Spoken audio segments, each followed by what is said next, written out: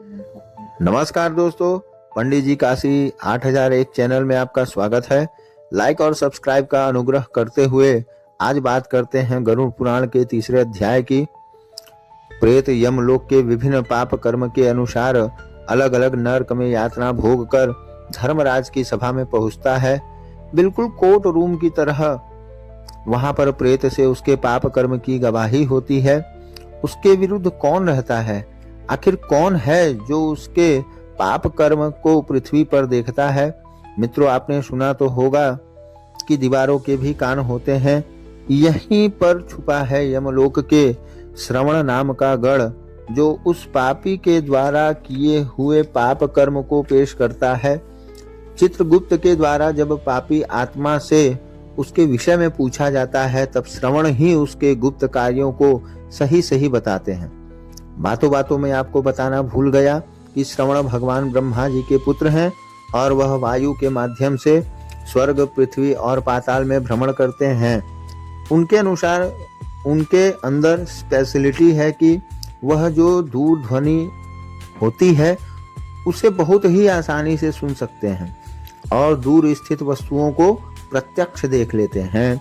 पृथ्वी पर यह स्पेशलिटी कुत्ते में व्यापक रूप से पाई जाती है। श्रवण की पत्नी जो स्त्रियों के द्वारा किए पाप कर्म को और उनके चरित्र को जानती है और उनका नाम श्रवणी है, और स्त्रियों के विषय में चित्रगुप्त से सारा गुप्त कर्म श्रवणी ही बताती है।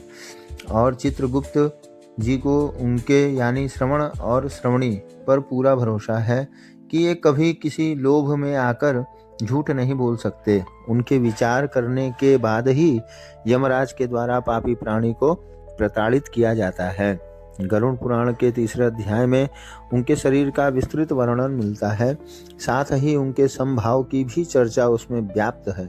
समभाव से तात्पर्य यह है कि वो मूर्ख व्यक्ति में, पंडित में, दरिद्र में, धनवान में, बलवान में, निर्बल में एक रूप समभाव रखते हैं। ऐसा नहीं है कि धनवान से आप करके बात करें और जो निर्धन व्यक्ति है उससे तू करके बात करें।